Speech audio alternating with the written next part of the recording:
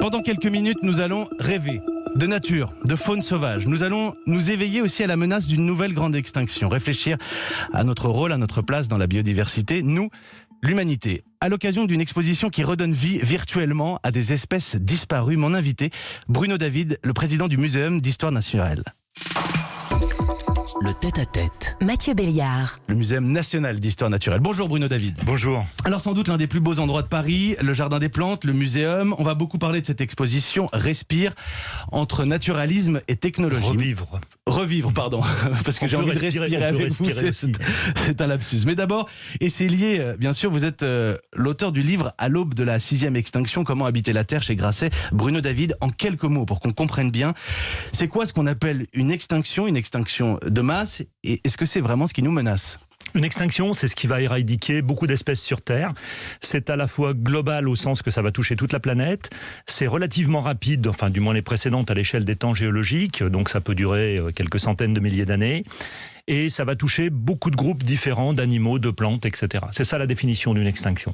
Et aujourd'hui, on est au début d'un processus qui ressemble beaucoup aux grandes extinctions qui ont affecté la biosphère dans le passé géologique de la Terre. Ça a déjà commencé ou c'est une épée de Damoclès ? Non, ça a déjà commencé, c'est-à-dire qu'on est autour de 5% d'espèces éteintes, mais surtout on a beaucoup d'espèces qui se trouvent déjà en déclin, et ces déclins peuvent se terminer par des extinctions si on ne réagit pas, et c'est vraiment par les mêmes processus qu'ont fonctionné les grandes extinctions du passé, donc ça c'est quand même relativement inquiétant. Ce qui est plus rassurant, c'est qu'on est au tout début du processus, on est relativement au début du processus, et même s'il va très très vite, on peut réagir, il faut réagir maintenant, il ne faut pas tarder à réagir, c'est pour ça que je parle de l'aube de la 6e extinction. On a le temps de réagir, mais il ne faut pas traîner. L'enjeu de la biodiversité, rien qu'en France, près d'une espèce sur 5 est menacée, on parle de faune, on parle de flore, et je lisais une interview que vous avez donnée au magazine Géo. Vous êtes plus inquiet pour l'humanité que pour la planète finalement ? Oui, parce que la vie va continuer d'exister sur Terre, que l'homme soit présent ou pas présent. Il faut avoir conscience que l'homme, nous sommes une espèce relativement fragile, on a l'impression d'être très protégé. Parce et récente, 300 000 ans. On est bardé de technologie, on a de la pharmacopée, on arrive à se soigner, mais on voit quand même un tout petit virus qu'il arrive à faire, qui n'est pas finalement si méchant que ça d'ailleurs. Donc ça devrait nous amener aussi un petit peu à réfléchir. Notre complexité nous rend fragile et il faut qu'on fasse attention. On pourrait faire partie des espèces qui disparaissent lors de la prochaine extinction. C'est pas rassurant. Mais c'est pas tout de suite. C'est pas ça, oui. Ça prend quelques millions d'années parfois d'ailleurs. Ça peut aller plus vite que ça si on s'y applique bien. Mais il faut que le message soit entendu. On a le temps aussi de réagir, c'est ce que je veux dire. Alors replaçons-nous dans cette biodiversité. Réfléchissons à notre rôle, nos interactions, notre impact, notre place. L'exposition Revivre au Muséum, grâce à la technologie et à des lunettes de réalité augmentée, vous redonnez vie à 11 espèces disparues. On se retrouve donc nez à nez avec un quagga, un équidé entre le zèbre et le cheval, disparu au 19e siècle, ou carrément face à un grand tigre à dents de sabre que nous chassions il y a 10 000 ans.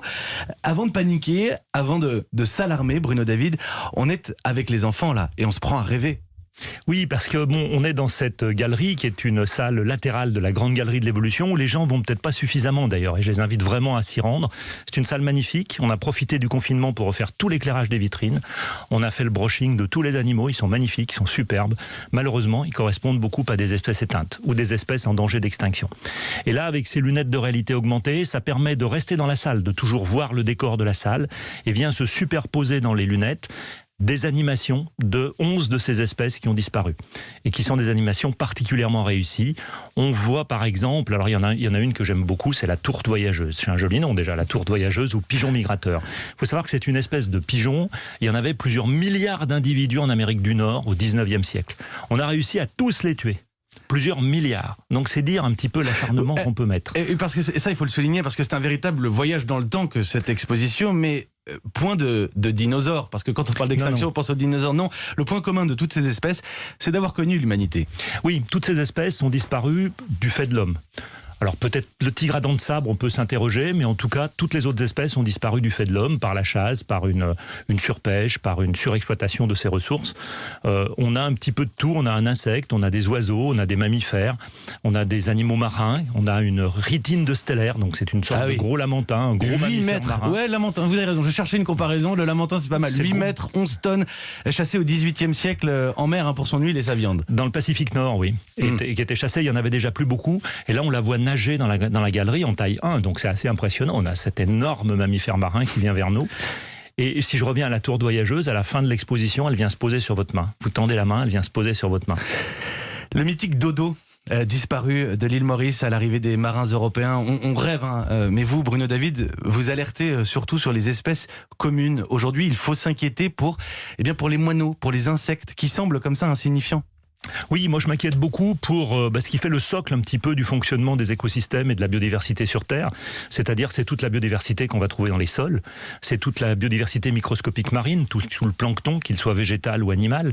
Et dans les sols, ce sont les vers de terre, ce sont des petits insectes qu'on appelle des colamboles, ce sont des micro-organismes, ce sont tous les petits champignons qui sont à l'intérieur du sol, qu'on ne remarque même pas, qui sont simplement des filaments, mais qui sont essentiels à la vie des plantes. Si on enlève ces champignons, les plantes ne poussent plus. Est-ce que ce n'est pas normal, naturel, cyclique que des espèces disparaissent?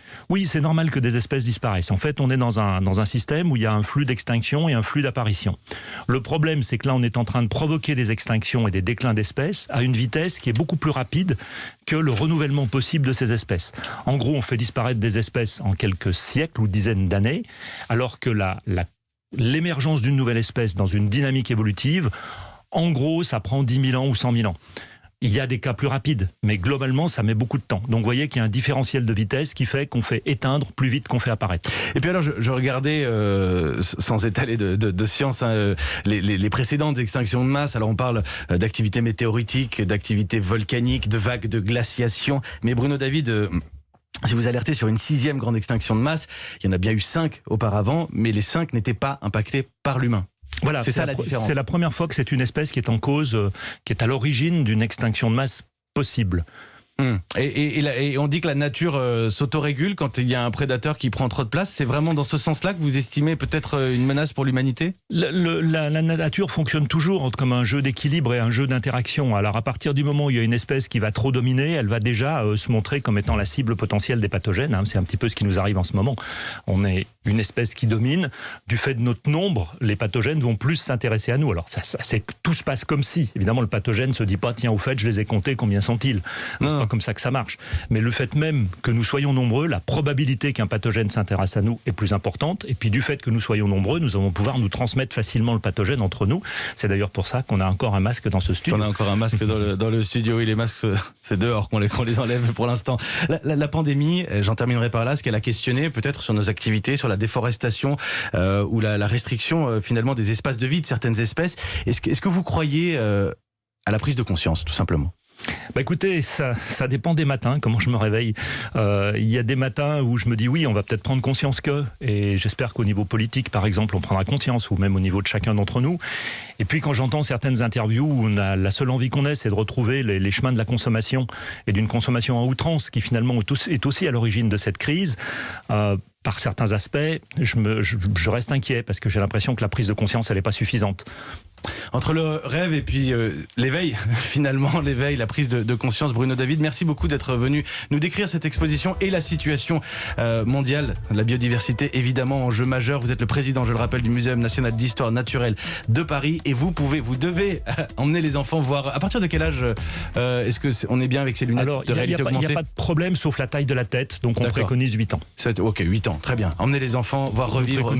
8 ans et c'est franchement, c'est un voyage merveilleux. Merci beaucoup d'être venu nous en parler, Bruno David. Merci beaucoup. Au revoir. Il est 7h50.